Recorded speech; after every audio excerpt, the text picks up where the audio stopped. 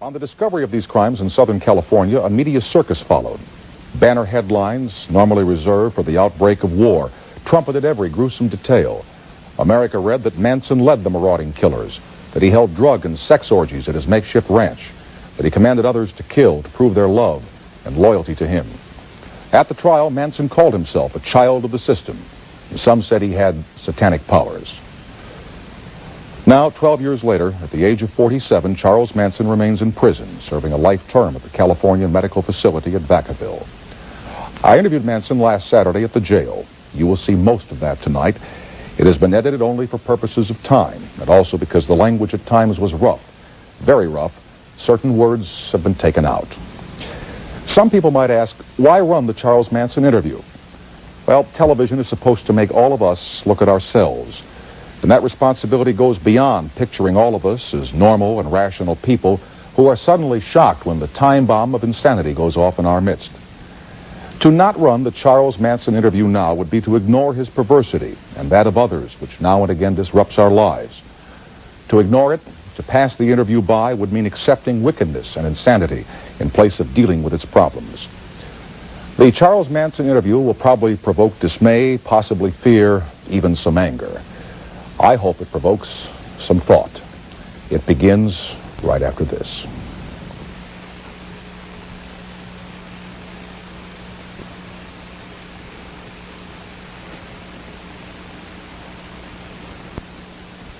Tell me about your life here in prison. Do you read newspapers? Do you listen to the radio? Do you watch television?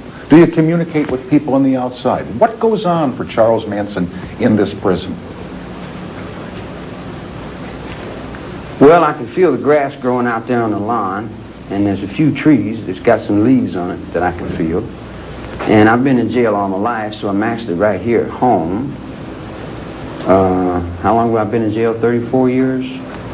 34 years, so... Out of 47, you've been here 34. I've been in jail, prison, a long time, all my life. I was raised up in here. So I understand jail, so I understand myself, and I can deal with that. I sit in my cell, and I do my number, like a convict does his number. You like jail, don't you? I don't dislike or like. Let's go back to 1967, the time you were winding up serving a term of number of years, 10 years. And written accounts indicate that you told the authorities, don't let me out. I can't cope with the outside world. Do you have a recollection of that? You make a desperate plea out of something, man. There's no desperate plea out of it. I say I can't handle the maniacs outside. Let me back in. I didn't use the word desperate. That's your word, Charles. Yeah, well, your inflection and your voice tones were implications there. Well, you use the word maniacs on the outside. How are you different from the maniacs on the outside? And why do you call them maniacs? Because you know something, they think you are one. Yeah, it would reflect. If you hold the negative up to the light, you don't see the light, you just see the negative. So I'm a reflection of your negative, there's no doubt about that, and I can handle that also. I've been handling, ain't I? I don't know, have you? Well, I've been up and down these damn hallways, in and out of these nut wards for the last 10 years. You think you could follow that act? Don't want to follow that act. Yeah, I don't want to get into it. But why do you want to get into that? Well, what crowd, why do you what crowd you playing for? Huh? I'm playing for my life. You working for money. What does that mean, you're playing for your life? I'm working for my life, mister. I'm not playing for money. What do you mean you're working for keeps? What do you mean you're working for your life? I'm playing for real. What does that mean, you're playing for real? How are you playing for your life? That's something you can't buy. When you say you're playing for your life, am I to assume that you think that someday you're going to get out of here? Get out of here. Get out of here. Where would I go now? See. What would you do if you got out of here? I got out of here. What if they said to you tomorrow morning, Charles, hey, listen, you're free. You can go wherever you want to go. Do whatever you want to do. What would you do? I'll probably go out front on the grass and sit down. For how long? For, right now. How long? I could put a track record on it, or I could put a computer on it. Come on down. No, come on down. Get off computers, get off tracks. If you got out of here, there are a lot of people who think you'd go start killing people again. Again? Well, you guys are misinformed. I haven't killed anyone. What about Shay? What about him? Well, what about him? He got killed. Well, the word is you killed him. Word is you stabbed him. What does it feel like to kill Word. somebody, Charles? Word is that you're an old woman. Word is you have turkey in the sky. Word is, I don't know what word is. Somebody else tell you that. I didn't tell you that. Did you kill Shay? Hell no. Did you cut Hinman's ear off? Hell yes. How did that feel when you cut his ear off? I felt bad. Truth is fun, though. Isn't the truth fun now when you sure. You cut his ear off. What did it feel like? Fun? My goodness. What did it feel like when you cut his ear off? Huh? Tell me about it. Come on. What did it feel like? Yeah. Well, I had done what he said for about 20 years. I'd done everything he told me to do. And I got to thinking, now, why don't this guy do something I tell him to do? And he said, no. I said, well, how comes I'm always doing what you tell me to do, but then you never do what I say do? And he said, well, blah, blah, blah. So I said, now you do what I say. And he said, no. I said, you do exactly what I say. And he said, no. I'm telling you. I'm not asking you. I'm telling you. You do exactly what I say. And he said, wow, where'd you get that? I said, I got it from my father in prison. He gave it to me. I had a little charm bracelet I used to carry it on when I was about that big. So skip that for a second. Yeah. Why was it so important for him to do what you say? Why do you like having people do what you want them to do? Why do you want to control them, Charles? Wait a minute. No, I was asked. The dude asked me, he says, you my brother? I said, yeah, I'm your brother. He said, how much are you my brother? I said, completely. See, if I'm going to explain it to you, it's not going to be that easy. So you're going to have to bear with me. So, Bobby said, he was a young dude, and he said, I'm your brother. I said, okay. Bobby? I'm your brother. Beausoleil. I just got out of prison. Wait. Yeah. Let me interrupt you for a second. Yeah, well, then we're gone with that thought. No, because you're getting on Then we'll go to another one, and then you make me look crazy. No. You can make yourself look crazy, Charles. Okay. I can't make you look crazy, and please believe me. All right. I'll believe you, and I'll put it in my left-hand pocket for later. Let me take you back to you wanting this man, Hinman. I cut the dude's ear off because he was over Bobby. And Bobby was a youngster and really didn't know what the hell he was doing. And he was a kid, and he never had no man show him nothing, see? So I was telling the boy, I said, the guy, he says, you got my money. I said, go and get the money or leave him alone. You're taking me to another story. No, I'm trying to tell you the same thing, and we'll be here for 1,000 years unless you let me finish it. No. We won't be here for that long at all if you'll just speak to this one point. What is it? Why cut the dude's ear off, man? That's the point. I didn't ask you that. I said, why was it important to you to make Hinman do what you wanted him to do? Because he had a gun. And if one follows your story through the times on the ranch down in Southern California, it was important for Charles Manson to be a leader, to have people follow him. Come on, district attorney. See, you're full of brainwash. That's a district attorney. I'm nobody's leader, and I'm nobody's follower. I got a parole officer. I got a sleeping bag and a guitar, and I'm staying at an old blind man's ranch. And that's about the extent of it. All this occult, all that hocus-pocus stuff that you guys are playing, I don't know nothing about all that. You know nothing about something called Healter Skelter. You know nothing about... Yeah, I know about Healter Skelter. It was a song that some people sang. And that's all it was. And some other kids picked it up in their minds. And they said, what do you think Healter Skelter is? I said, well, I get out of the penitentiary in the 50s, and everybody's going thump, thump, thump, and they're walking like that. I get locked back up, I get out in the penitentiary in the 65, and it's going thump, thump, thump, thump, thump, and I get locked up again, and I come out in the 69, it's going thump, thump, thump, thump, thump, thump, thump, thump, singing, wow, man, wow. Wow, what? Wow, what? Come on, well, I was a beatnik. I was a beatnik in the 50s before the hippies came along. You know, I cut a rut down through Acapulco, and I smoked Acapulco before you knew what it was. And I lived in the Tombs, and I was in the Cook County Jail in Chicago when you were playing cricket in high school, see? Like you live in another world. I live in street people's world.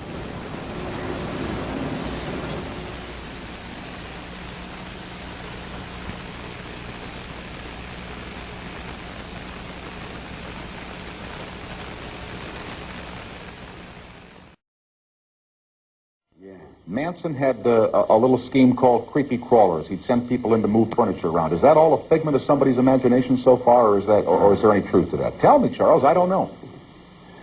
It's worse than a fairy tale. It's a fairy tale.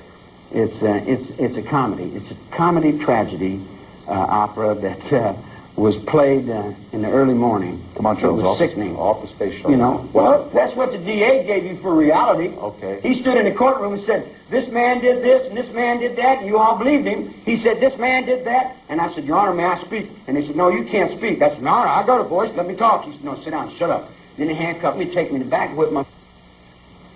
What are you going to do? I come out and sit down, and I ain't going to get whipped again. Didn't you stand up in that courtroom? Sure. I by the way, let me just go I back. felt the repercussions in the back of it. Okay, but you say the whole thing's a fairy tale. You say the whole thing is make-believe. Yeah, that's his Healter Skelter. It wasn't mine. The body of Sharon Tate is make-believe. That's make-believe. Make-believe. Yeah. That's make-believe to the people that went in there and did what they did. Mm-hmm. And who were those people? But you know who they were. Sure, I know who they were. They were with you at the Spawn Ranch. They were part of this thing called, if not the Manson family or the Manson cult, the Manson Ranch. Call it what you will. So then, what?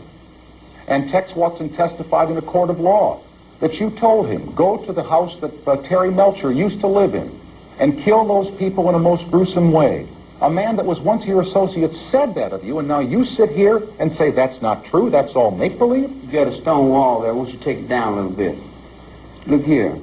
I'll explain something to you. Tex took the witness stand, and this is record, and he said, I don't know whether I'm Charlie Manson or my mother.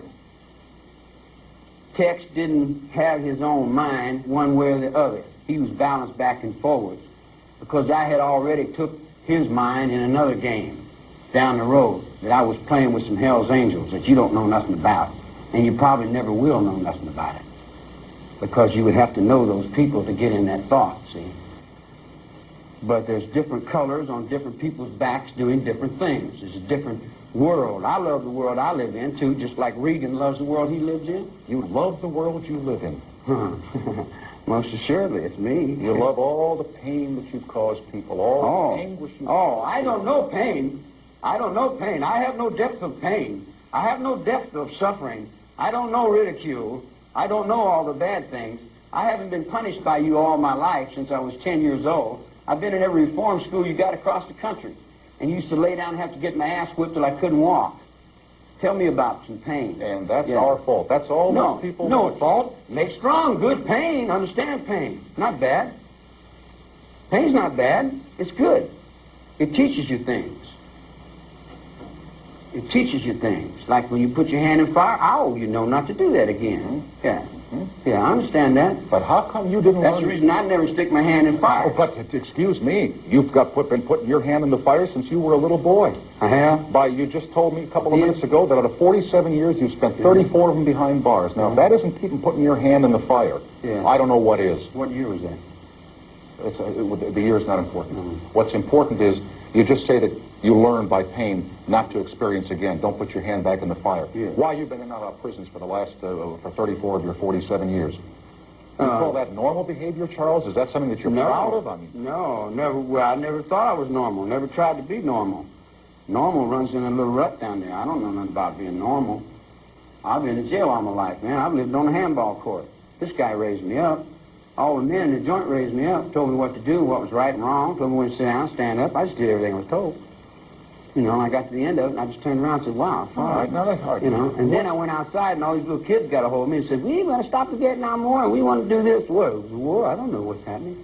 I've been in jail all my life, man. I never went to vocational. You ever see me in vocational training, rehabilitation? Never played no rehabilitation. I sweep the floor in the kitchen, go out and play handball. I'm still 10 years old in your world. Your world, I'm still a kid. I'm not going to grow up. I'm not going to go to college. How old are you in your world? Forever.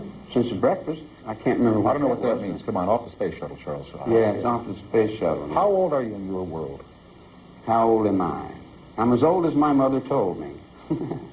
How's that? Your mother. Tell me about your mother. What did your mother tell you? My mother told me when she worked on death row and they took that dude in to hang him and his head popped off and went down them 13 stairs and rolled over by her. It scared the You know, so I said, wow, that sure is a far-out trip, Mom.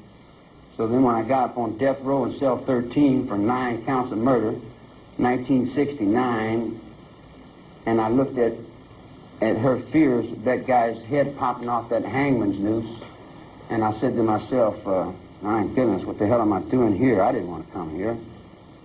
I didn't break the law. The judge knew that. But the people didn't want to hear it. The judge knew it. He washed his hands. He said, I know it, but what can I do? People want this. The judge never said that. Yeah. Judge never said That's what Older said. No, judge didn't say that. He got off and shook their hands, didn't he? Judge did not say that he washed his hands. He's a flying tiger, man, for Madam Chiang-Kai-shek. I just wrote a letter. Judge didn't say that you were innocent, Charles. Innocent? Let's go back to your mother. Innocent? Wait a minute. Let's get back to that word, innocent. You're so white and pure? Judge didn't say you were innocent. Are you innocent? Innocent of what? Oh, that's what I'm saying. None of us are innocent. Yeah, just because you're convicted in a courtroom doesn't mean you're guilty of something. What does mean you're guilty? Well, you know you're guilty. And how do you feel about yourself? Tell me about you. I feel pretty good.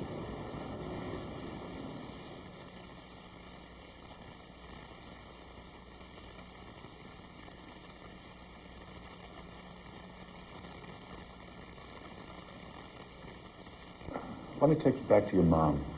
Take me back to... What else did she talk to you about besides the fellow whose head popped off? The head popped off, yeah. She was living in the Blue Moon Cafe, and she hit a dude in the head with one of them bottles of Jim Beam whiskey. She tried to hustle a few dollars on the corner, but there wasn't no money. So when she jammed this whiskey bottle upside that clown's head, he went down. She took the bread, come up and got me, and we left, went to Indiana. When you were a boy, did you love your mother? I didn't know what that was. Did you respect your mother? How did you feel about you? How do you feel about your mom right now? If your mother, I don't know if she's alive, Charles, or not. Yeah, you don't, huh? Do you? Let's see. Alive now. Yeah. Yeah. Maybe. I mean, if she could be watching this right now, be watching what would you say to her, Charles? Oh, well, what would you say to Mom? I'd say, you sure went through a whole lot of changes to get me as far as you did. And you did a damn good job with the help of my grandma. My grandma was a mountain girl from Kentucky, up in the mountains. And she never did drink or smoke or cuss or lie. She used to cook for the Salvation Army, and she was a human being. Good one. I go to church down there and sweep the floor for her. Well, how were you in school? I hear that you weren't too good, but maybe I heard wrong. Depends on which school. I did very well in reform school. Yeah. I did good in every place that I was ever told to do good in, as much as I was allowed to do. You know, a lot of times good for some might not be the same for others, and sometimes it kind of bumps heads. But when it does, then I just chew on my pipe and think about it. And do the best I can. But you dealt the hand down there in L.A. You in that press, you in that L.A. Times, you dealt the hand. You put me on Life magazine, had me convicted before I walked in the courtroom. You had what people wanted to buy. When they wanted to buy it, they didn't give a damn if they had to convict the district attorney. They'd have convicted the whole building to get that dollar bill going there. They had big bucks going there. They made 27 million, 1,000, 100 billion. I'm bumming $10, $15 from my friend here.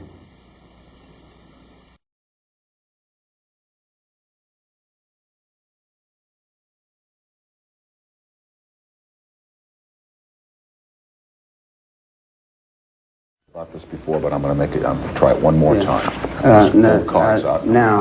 You can see them where I'm. You got a pistol on you? No, sir. They wouldn't let me in here if I had a pistol. Yeah. You know that as well as I do. So why even ask the question? Okay. Well, I just thought you might not like what I've done. You want to do something about it. I don't much care for what you've done. Yeah. A lot of people don't. How do you feel about that? A lot of people think you're a monster, Charles. How do you feel? They think you're a monster because you reflect this news media on me. Cult leader. I never had long hair before I got busted. I never had a beard before I got busted. I went to shave, and the guy said, no, you can't shave. And I said, I need a razor to shave. He said, no, you can't shave. I said, let me get a haircut. He said, no, we don't want you to change your appearance.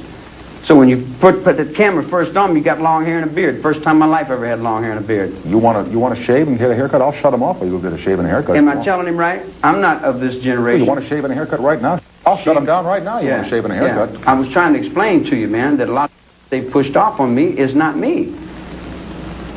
They said I had a great family and I was the following and leaders and all that. There was no followers and leaders, a bunch of kids out at the ranch playing. To me. Playing at what? Playing at living. The accounts say that you gave him dope. I'm just saying what the accounts say. I'm not saying I know it to be so, so here's your chance to say it wasn't true, okay? That there was a lot of hanky-panky, that turned the girls on with dope and sex out there. That's what they said. All right, that's what they said. Well, are they wrong? Oh, well, I went down to Haight-Ashbury, and a little kid, 10 years old, come up and said, "You want an acid pill?" I said, "What's that?" He said, "This is good. Make colors go." I said, "No, I heard about them things. I don't want none of that." And then another little kid was rolling a joint. And they were sitting there smoking a joint and asked me if I wanted one. What'd you say? I said, "I used to smoke this stuff in the 60s, but never in the 50s. But it really wasn't that, you know, it was funny, but it's not." How much dope did you use in your lifetime? Were you a heavy user of dope? No, I smoked a little grass, and I've taken some acid, mescaline, psilocybin, peyote, mushroom. But actually take dope, no, nothing. I wouldn't take anything with it I feel would hurt me. Do you feel that those things that you just mentioned hurt you at all, Charles? Physically or spiritually? Mentally. And then on what level? On the level of society, the way you view the norm? No. Stop the hogwash. Do you feel that the drugs that you did use in your earlier lifetime confused you, altered your mind, juggled it, scrambled it, made you see things differently? Stay on that level if you can. Maybe I find a spirit of caveman think through brain. Let me try it again. Do you think the drugs you used hurt you? Drugs hurt me. No, I don't think the drugs have hurt me. If I overdone it, I think it would. You don't want to be anybody's leader, do you? No. Never did want to be anybody's leader? Don't like attention. Then why do you... Most insecure people need attention. I was just going to say, then, if you don't want attention, why all your life have you kept waving your arms saying, "Hey, look at me"? That's what I've been doing all my life. Well, I would have to say that a young man... See if I got that documented. ...who by the time he's 20 years old has been in and out of jails and reform schools for a variety of offenses that include wife-beating, Wife beating, now that's... Never whipped my old lady. Didn't you? No, I punched my mother out once. Oh, you did? All right, well, we'll call it mother beating. Forging but checks. She was wrong. She lied to me and beat me for my money, and she didn't do right. Forging checks, car theft. I mean, these are ways of waving your arms and saying, "Look at me, give me some attention." Yeah. Yet you say you don't want any attention. Now, Charles, that's a contradiction. Yeah. That doesn't make any sense. Well, over a period of about 20 years, I imagine you'd want to change something. I'm not very wise to many things, but I am wise to one thing, you know. What's that? Well, I'm not going to tell you. Okay. You punched your mother. Did you hate your mother? No, I love her. She's a good girl. What about your wife? You were married once, weren't you? Yeah. How'd that go? Why'd you want to get married? That's kind of conventional. That's kind of normal. That's kind of in the rut, as you say, to get married, isn't it? That's why I got married. Married for sex was the reason you got married. Yeah, that's what I didn't know what was happening. I knew there was something happening, but no one would tell me, so I had to find out. You know, I didn't have books like you guys, Playboys and stuff in them days. I had to find out for myself. Why do you think us guys are all Playboys? We keep man, I didn't say you were Playboy. I was talking about Playboy magazine type thoughts, man. Okay. You had a son by that marriage, didn't you? Yeah, I got a kid somewhere. Do you think about him? About as much as my father did me. So two wrongs make a right in Charles. No, I didn't say there's anything wrong with the way my dad's been taking care of me. He lets me live. I'm alive. I remember you saying, or being quoted in the courtroom in Los Angeles, as saying, "The children who came at you with knives are your children." Yeah, I didn't raise them. You raised them. You are the ones who kicked them out. You are responsible for what they've done. That's right. Just as much as I am. So you, in my mind, were criticizing society for kicking their children out. And yet I've just seen you sit here and say, "Yeah, I got a kid somewhere." Yeah. How can you criticize other people for kicking their kids out, and you did the same thing? Difference, many levels, difference. See, my old lady left me and run off with a truck driver. She said, "Let's steal a car and go to California." And I said, "Man, I ain't going to steal a car and go to California and go back to jail." She says, "We won't get caught." We didn't get caught. Just I got caught. She didn't get caught. So then she had a kid, and then some truck driver came along, and I was a green kid, and I didn't know what I was doing, you know. So she said, you know, I got a ride from you. I'll see you later. She took off and got married to somebody else. You know, she's a good girl. And besides the son that you had in your marriage, you've got, what, 4 other children somewhere? I don't think I've been responsible for as much as you people want to lay on me. Well, how many children do you have, Charles? How many children do I have? I don't know. I have lots of children, man. In fact, sometimes I even think you're a child. But you just said you don't have any children, you don't have any family in the context of the ranch. I'm talking about children that are your natural children. Children that are my natural ego? No, children. Oh, children? I would divide one child from the other and say, all right, somewhere out there, somewhere, there's at least one son that we know of that's your child, who's probably about 25 or 26 years old right now. Right? Yeah. Look in that camera. What do you say to that kid? What do you say to your son out there? He's watching his old man on television. Maybe the first time he's ever seen his old man, with his face all carved up and his eyes glowering. You talk to that kid. What are you going to say to him? You got to catch it on your own, boy. Training's hard. The road's rough. And that's it. That's all I knew. That's all anyone ever told me. All right.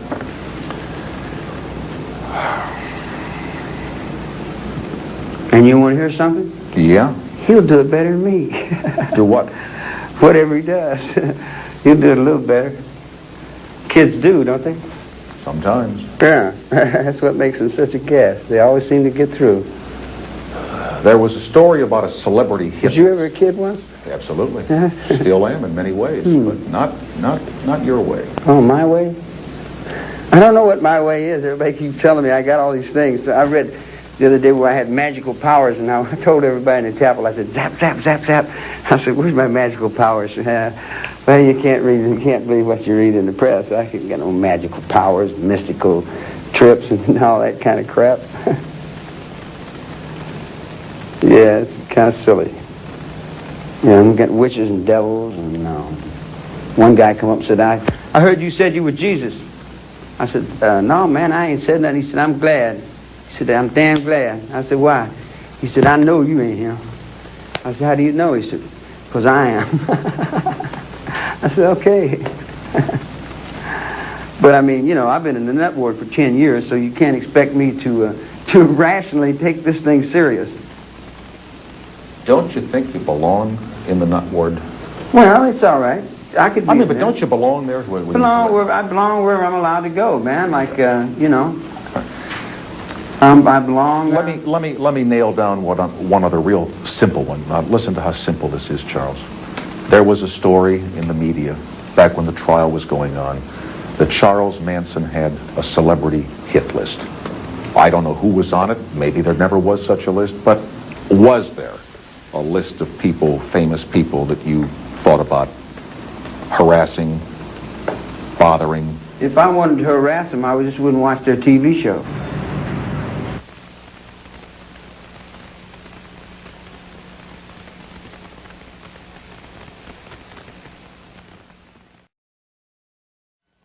Talk to me about your life in prison in terms of your being in isolation. You are not on what is called the main line. You're not with the prison population here. How do you feel about that?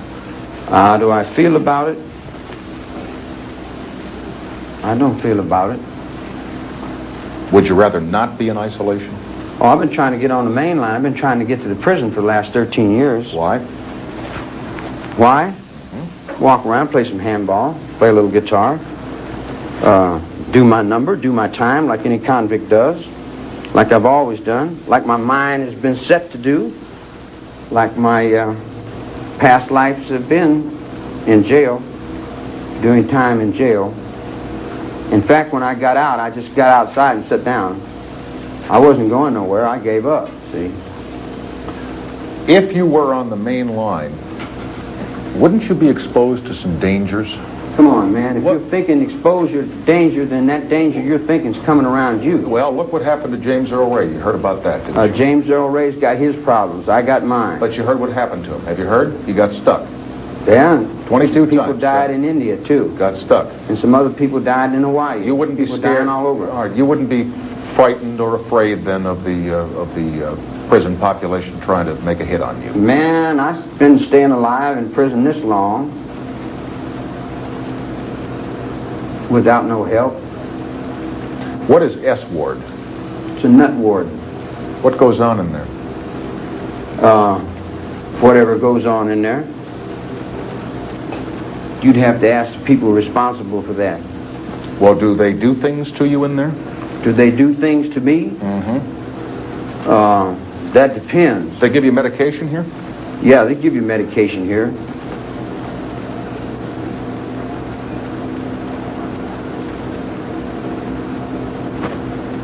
You on medication now? No. No, it took me about a few years to get off of medication. The medication has toned me down quite a bit.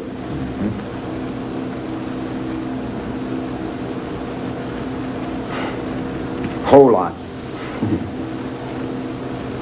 That's the reason I like the desert. Because when I get out in the desert, then I can let it out and say, if I see you within 50 miles, you will know something. Yeah, I used to love that desert. Out in the woods and things. I didn't know you could get out in the woods for 30 years. How do you feel about spending the rest of your life in prison? Well, we're all our own prisons. We each are our own wardens, and we do our own times. We get stuck in our own little trips, and we kind of judge ourselves the way we do. You know, I can't judge nobody else. The best thing I can do is try to judge myself and live with that. See, what other people do is not really my affair unless they approach me with it and want me to do something about it. Then I'll take into consideration what has to be done.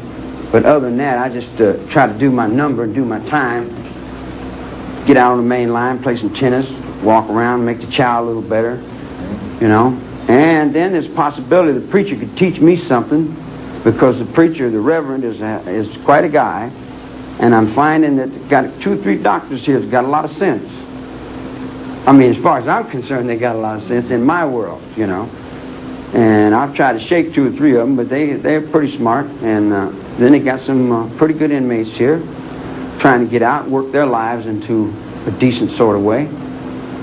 Trying to promote harmony, pull ourselves together, be right, do right, and have the understanding of what it is in a congenial form for world peace. There's a lot of people working for world peace. Let's assume that one day you were paroled. Let's just paroled. Well, let's just make believe. Do you ever think you will be? Yeah. Do I ever think I will be?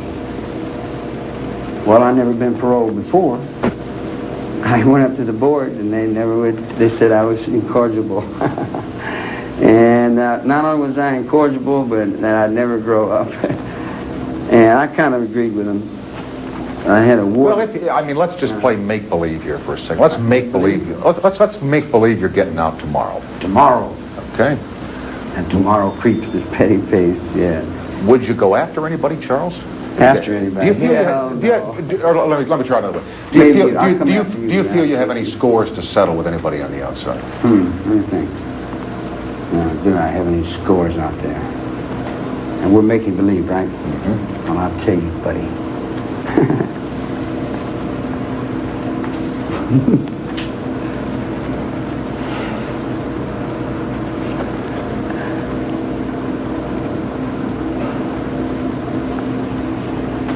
Well, I don't rightly know.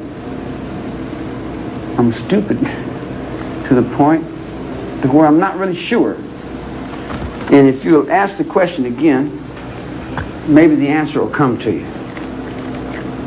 What was it again? If you got out tomorrow, do you have any scores to settle on the outside? Scores? You mean people that have done me wrong? Or you feel you've done you wrong? Oh, that feel that I've done them wrong? No, feel that they've done you wrong. Oh. That you feel have done you wrong. Oh, well, most people do themselves wrong. But would you want to go? Would you want to go get anybody? No. If you got out, no. No, they push. See what they do. See, they take all that bad and they push it off on each other. I told the dude, "You're doing this to yourself, man. You know, I've been sitting in there, and in other words, I'm in the cell, right? And he let me out, and I walk around, the guy says, if you don't do this, we're going to lock you back up. I said, okay, I don't care anyway. I done gave up that thought. Prison's in your mind, man, like, you know. Okay. You can sit in the cell, and the guy said, you're in prison? I said, no, I'm just here. He said, what are you doing? I said, I'm just sitting here waiting for these people to get done doing what they're doing so I can get out. Do you have a television set? Do you watch television? Yeah, I used to watch it a little bit, but it kind of looks, I don't really like it that much. Okay. Well, what about newspapers? Do you get newspapers? No, I don't bother with those. I know that they're jiving there. All right. What radio? Listen to the radio? I listen to a Hearts and Space program. I like that. And the rest of it's just like a bunch of... There's no... What about your music? I get some classical music on the 98 station that's saying something. Okay. But what about your own music? I remember reading that you at one time had a recording stint at a studio in Hollywood, and that you liked guitar and you wrote music or sang music. Do you still do that? Yeah. Yeah, I do that. Yeah, I do that.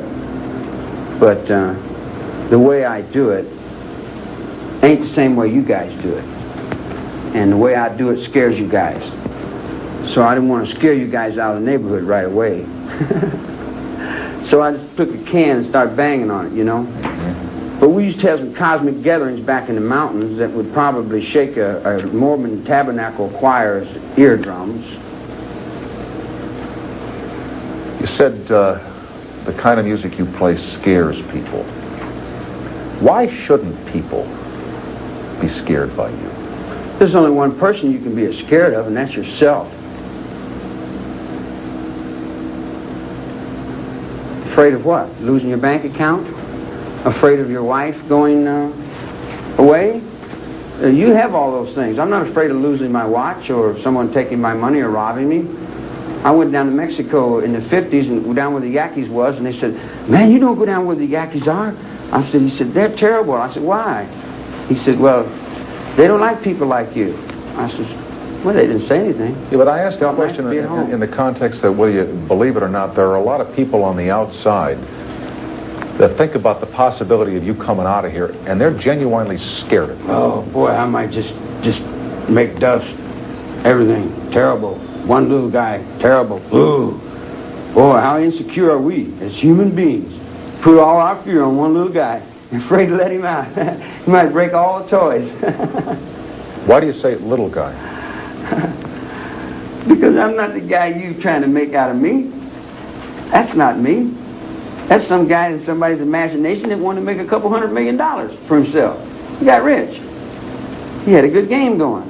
He had a better game going than I did, but he had a good mother to help him. She helped him in a nice game. I was kind of over on the sideline. See, I had to get around that game and look over the tracks. Man. Okay, now, here we go on mother again for a second. You said he had a nice mother to help him. Does that mean you did not have a nice mother to help you? Oh, well, I imagine I got a whole lot of nice mothers that would help me. If I would help them, you know. How much would you help yourself? When I asked you why you got married, you said for sex. That's when I was 20 years old. Yeah. What kind? This is funny. What kind of sex life is there for Charles in this prison? Well, I do a bit now and then. Mm-hmm. I try to hide it, not to embarrass other people. But I've been doing it ever since I was 10. I get to thinking, here I'm an old man sitting in the cell. That's the damnedest thing I ever seen, you know. It looks like I grow up, but I really don't know how yet. I'm learning. Preacher teaching me how to grow up. Do you miss women? Certainly. My goodness. Yeah, damn right. Yeah. What do you think of women? Oh, I like them.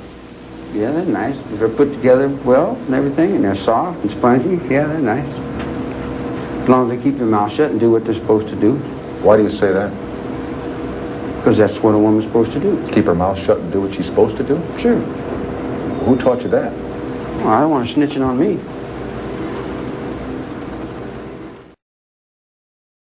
New York for a couple of seconds, but we shall continue the interview with Charles Manson at the California prison facility in Vacaville in just a couple of moments here. There is a man who's considered by prison authorities to be Charles Manson's closest friend in this world. His name is Newell Emmons, and he has spent the last year researching and beginning to write the autobiography of Charles Manson, which will be called Manson by Manson. More than anyone else, Emmons knows when Manson is telling the truth and when he's lying. He is back tonight with us here in New York, and he's been watching the interview with us, and I want to get his views on what we've seen so far before we continue with Charles Manson. So we'll continue with Mr. Emmons from New York in a couple of seconds, then go back to Vacaville right after this for the NBC television stations.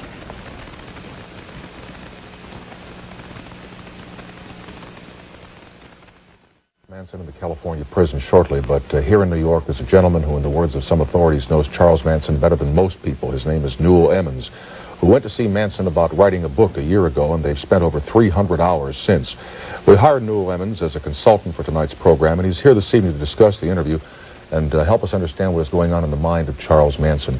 Before that, Mr. Emmons, could you just briefly trace your relationship with Charles Manson? Where did you meet him, and how did you develop a relationship with him? Well, I've had a similar childhood as Manson, only unlike him with nobody, I did have people. So I met Manson in jail, in the federal prison, I guess, at Terminal Island in the middle 56 or so. And so anyway, not that we lined up together, but I was a few years older than he, but I did know him, and smaller. And again, we were both repeats, so then I ran into him again in McNeil Island years later, 59, I guess. And I came home in 63 and since have straightened out my life. And after the family was raised and whatever, I began a writing career, mostly journalistic stuff, sports and newspaper items. How can we tell when Charles Manson is conning and when he's on track? I was mystified by this man, as you know. Well, and prior to the interview, I think that he felt that the questioning line was going to be a little bit different. And I have a rapport with Manson where we talk almost as normal as you and I are talking right now. And I think when Manson is really unsure of himself, uneasy, he performs. And then also, but as far as conning, he does con. He pulls your leg to a certain extent, but if you've noticed, he did not lie. He evaded when he did not want to answer. So that's a con or a joke in a way. He plays games with people. Have you and he discussed this evasiveness that surfaces in him from time to time, and is he more level when you're talking privately without cameras on than he was during this? Oh, very definitely. You've got to remember, we say a year, or you said a year, but it began in August of 1979 when I first began and renewed our acquaintance. And at first he denied me. The book wasn't his ideal at all. He resents being a victim, as he told you in the interview in several places, that he didn't do the things and it didn't come down as said. I don't think, in essence, Manson denies that he's guilty of things and he knows that he belongs in jail, but the way it was convicted and came down, and in his mind he has been served an injustice himself. But we have a very rational relationship. I mean, there are days when I don't gather any material, but I accept that and come back again another day.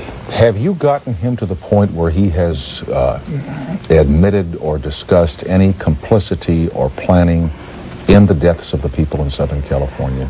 Or does he shy away from it, as he did here when we got into this Tate-Labianca? Well, there again, in this interview, he says he referred to you as a prosecuting attorney. I mean, and his thought, well, some of the questioning line was very similar to a prosecuting attorney's line, so he rebelled against it immediately. And we have our moments of rebellion, but yes, but it's his version, and it is contradictory to Healter Skelter. I mean, not the deaths. I mean, they're there for everybody to see and to know that it happened. However, there are many, many circumstances that sort of destroys the motive and the image and everything that previous books have put out about him. And if I might go on, well, that's where my book is motivated. It isn't in defense of Manson. I say not in defense. I think in the first portion of it, I do reach a certain amount of sympathy, just illustrating a childhood and how he was unlike me. I had parents that cared, and I had a trade and probably a better understanding. I don't say that the people in jail raised me like he does, and he is a victim of that. But I lost my thoughts. You'll have to come back to me. No, you were saying that that your book is not intended to be a defense of Manson or an apologia for him, but that you understand him in terms of his upbringing without a family, and you're sympathetic towards that. But then I think probably you part company as his story develops. Right. Thank you. And anyway, well, he, by his own admission, he doesn't want to be, and he himself has become a considerable victim of the images. And you also said on your Wednesday night mention of the show for Friday night that you didn't find a mystic person or someone with powers. Well, the book brings that out very clearly too, and Manson also resents those earlier publications, and he feels, and I feel also, and I bring it out in my book, that more injustice has been done because of similar books. That particular book that we mentioned, Healter Skelter, has done more to create the image and the followers and everything that still persists. Except that Healter Skelter just didn't come out of the blue. Vincent Bugliosi didn't make that up out of whole cloth. I mean, there was a lot of conversation that was tracked among the people involved in those killings where that thing kept coming out over and over again. And none of it came out until Susan Atkins made her first confession. And then once heard, it's almost as Manson himself projects, power of suggestion and so on. We've heard it before, and this is our best way out. And do you think there's anything today, Newell, like a Manson cult? Does he get letters, to your knowledge, from people who see him as a cult leader or somebody that they would like to pattern themselves after? Only after reading the books that have been written previously, because and he does get letters. The institution will verify it, and I've been recipient of letters. When my first media release on Manson was, I guess, March of '81, and the paper I worked for, the Ukiah Journal, well, it naturally you don't give your own address, but I was a recipient of mail wanting to know how they could get in touch with Manson and so on, and other people's other than the ones I got, right to the institution. Have you ever gotten a letter from a purported Manson follower saying your book better be fair to him or else? Any threatening letters? It's gone further than that. One particular letter to the Ukiah Journal was from Hawaii, so I answered it, what's your interest, what's your concern? And I ended up meeting the party that wrote the letter, and well, where you at on this Manson thing and so on. And a little pride, or a little, I won't say pride, but a little vanity in my writing and a potential book coming up. I mentioned where I was at and what I was trying to project. She says, you're the luckiest son of a gun in the world. Because she was prepared to waste me if I was going to be more detrimental to Manson than the previous books had been. So it is an easy role, and I'm doing it for Manson as well as for myself. And well, there's a lot of things, because he says he's where he belongs in a sense. Do you think he is? Yes, I do think he is at this point, because he's probably bitter today than he was in '69 through the things that he's gone through. Bill Lemons, thank you for being here in New York tonight. We're going back to Vacaville, California, and more with Charles Manson right after these announcements.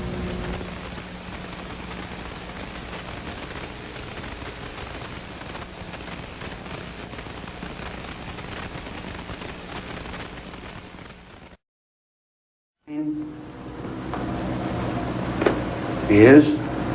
You know, you were sentenced to the gas chamber, and then they modified the death penalty. Were you happy when that was done? Was I happy when what was done? When you found out that you weren't going to the gas chamber. You're talking about dying. Now, it gets me nervous. Why? Did you have any thoughts about something? Was you wanting to go anywhere? Were you happy when you found out you weren't going to go to the gas chamber, Charles? I knew I wasn't going to go to the gas chamber because I hadn't done anything wrong. You scared to die? Sometimes I feel I'm scared to live. Living is what scares me. Dying is easy. Getting up every day and going through this again and again is hard. See, I'm carrying a heavy thought. See, the thought I'm carrying is very heavy. Like I'm on a football team and everybody's. And I'm a little guy. I don't have no home team. You got all the home. I got one cheerleader or one coach. See, you got me at a disadvantage because I'm on your ground. See. So, and this is your street, I reckon. You got the cameras and the money and the things.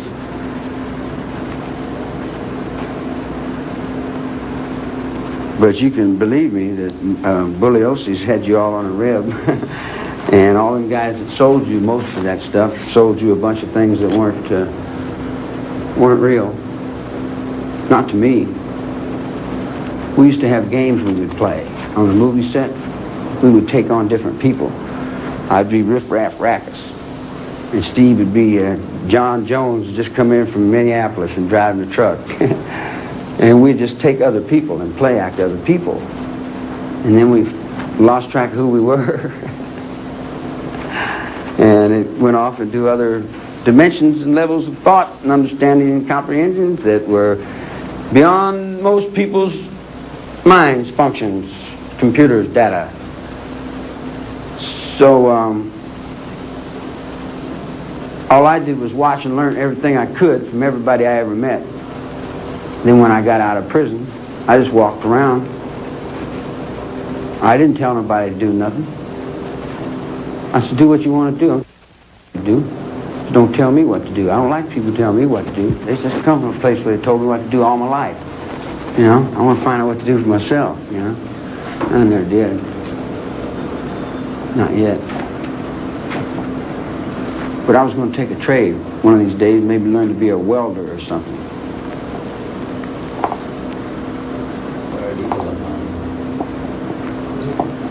Till I can get to the front gate anyway.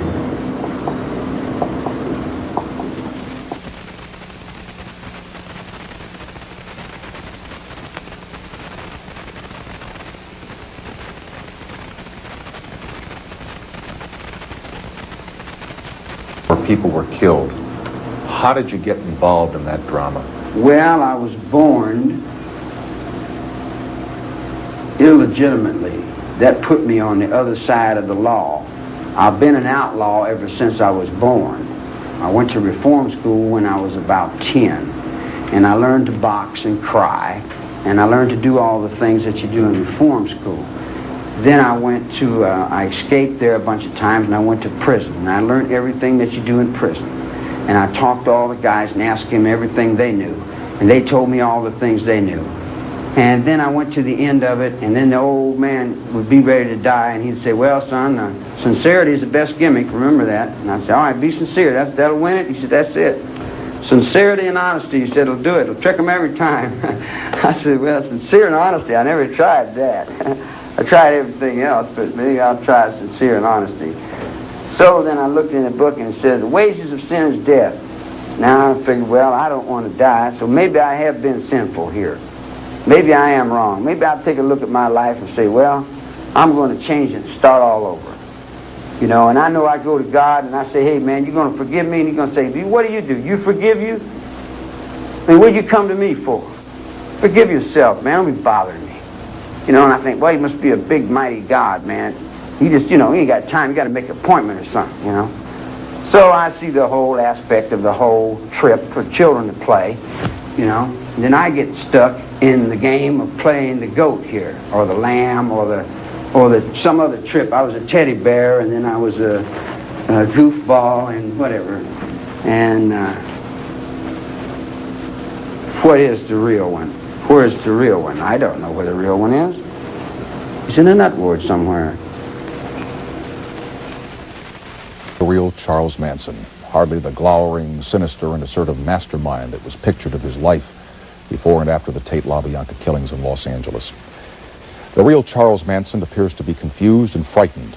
Confused, if you recall his admonition that we look at ourselves to better understand him.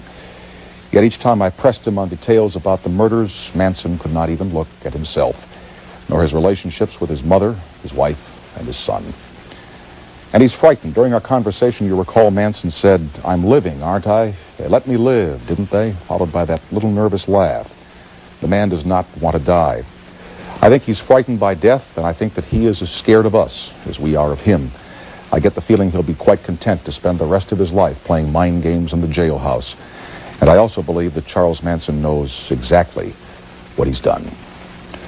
A word about what you might think was my belligerence with Manson. I lived in Los Angeles all during this trial. I still live there from time to time, in a quiet neighborhood just across the canyon from where Sharon Tate and the others were murdered. At work by day, I broadcast the 6 o'clock news in Los Angeles, the whole story of the trial, the shaved heads, the car foreheads, the harangues and threats in the courtroom. And by night, I tried to assure my young daughter that, yes, even though the murder house was close by, Charles Manson and company were under lock and key, and there would be no creepy crawlers in the night. So it was that Manson I was listening to, and not the one who now sits alone in a faraway prison, where, barring a most perverse miracle, he will spend the rest of his life. Thank you for watching, and good night, everybody.